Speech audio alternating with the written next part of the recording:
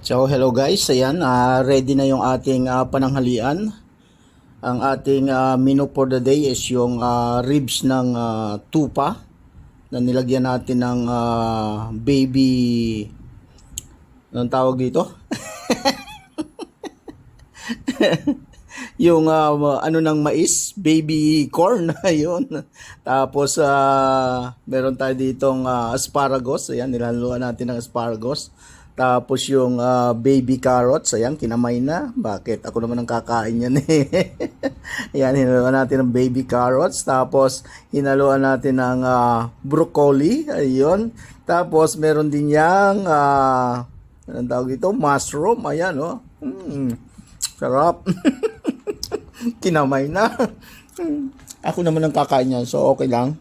Tapos yan, may kanin tayo dyan. At meron din tayo dito ang yung ginawa nating mix fruits na shake. So ayan guys, samahan nyo akong mananghalian sa aking masaganang pananghalian na today. So yan, maraming salamat po Lord sa masaganang pananghalian nandito ngayon sa aking harapan.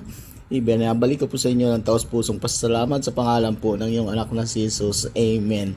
So, let's go guys, mga ka-reels, mga kakbuhan nating content creator. Kain tayo. Have a nice eating. Thank you so much for watching.